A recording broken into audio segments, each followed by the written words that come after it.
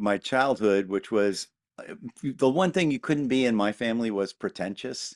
That they really they had very good bullshit detectors, my parents, and they did not like pomposity at all.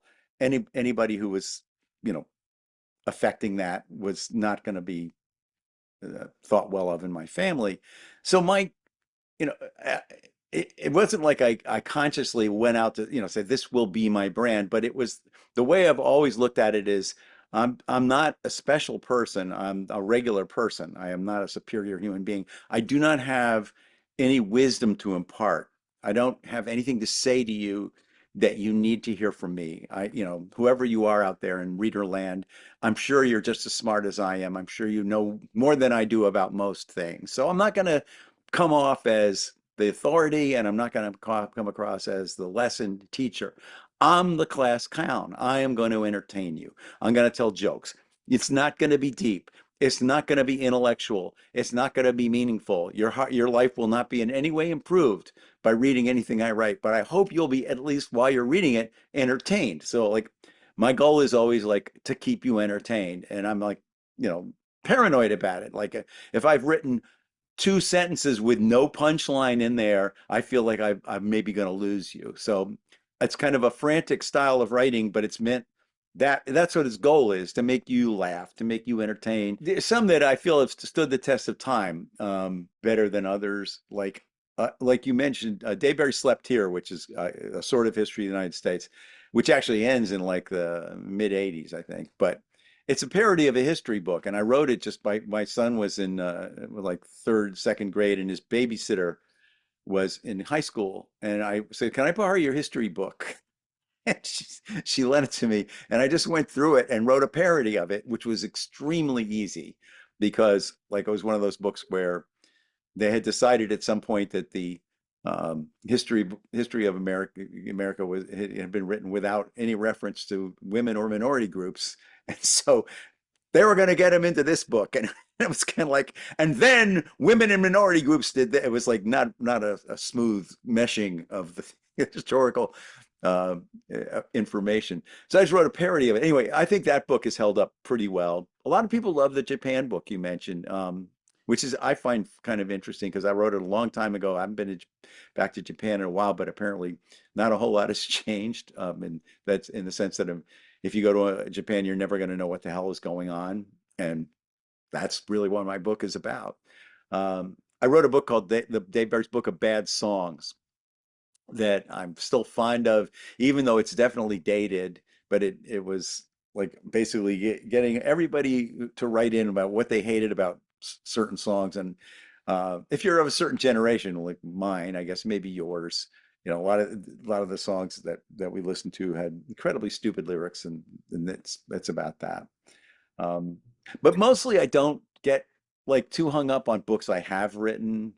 Yeah. And I think that's a thing comes from writing columns, and I've written thousands of columns.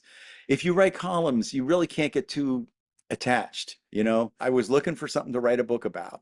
And I was talking with my editor and my agent, and the more I talked about, well, this could do this, could do this, and then I thought, like, maybe I could write about my life. I've met a lot of interesting people. I've had a lot of interesting experiences, but is my life, this, I don't mean this as false modesty, but am I well known enough that anybody would want to read that, And they convinced me that people would, and I hope they're right because I still have this fear, like that it's going to be like, well, who gives a shit where you were born and everything.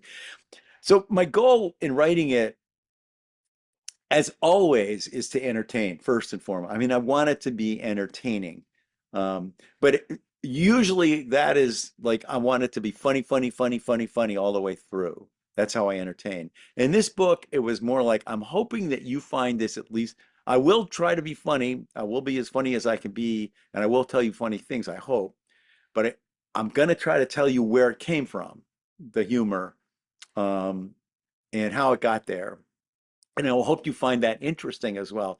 And there are even some parts of it that are just not funny at all, that are just kind of rough, because I had some rough times, and I didn't feel like I could comfortably just leave out like I said earlier, my mom committed suicide. That was a difficult thing.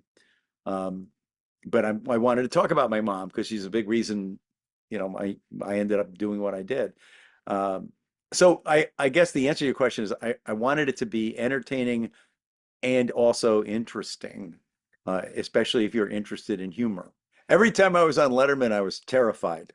I sound like altogether maybe three, four times, but I always was on there to do something really stupid. That's what, he loved stupid.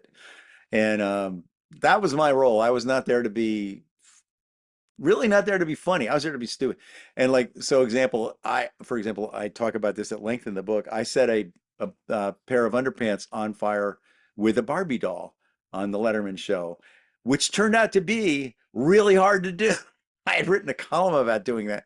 Another time I set a Pop-Tart on fire with a toaster on the, so setting things on fire was a kind of running thing. But my concern, like when I did it, I agree. Letterman was just the funniest guy on television. So I was like, always felt like, am I going to be funny, good enough for this guy, this super cool guy who is not particularly friendly. I mean, I'm sure he is to some people. He's not, he didn't know me.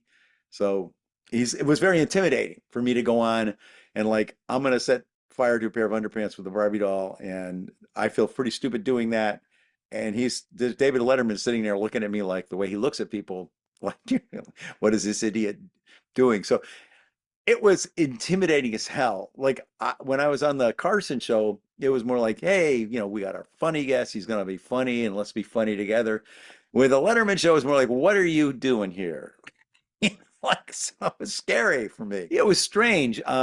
They they did a sitcom. It ran for 4 years on CBS, starred Harry Anderson as Dave Barry, newspaper columnist. And he had a family and he had two kids. So I only had one. And then wacky things would happen. And it was just a strange thing because people thought that I wrote it. I didn't write it. I was still writing my real newspaper column in Miami. Show was being written by professional comedy writers in Los Angeles in a TV studio. And they used some of my columns as a basis for some of the stories, but I didn't write, my columns were not like, 3-act sitcoms, and they didn't have hugs and learning at the end. They were just mostly just stupid. So it was kind of like the premise of me, but it wasn't me. So that was, and then people thought I was writing it, and people thought it was really representing my life, and it really kind of didn't. It was, um, so it was weird. It was weird. I was almost relieved when the show went off the air because I didn't have to kind of bear the burden of explaining to people over and over again, yeah, that is based on my couple of my books and everything, but it's not actually what my life is like.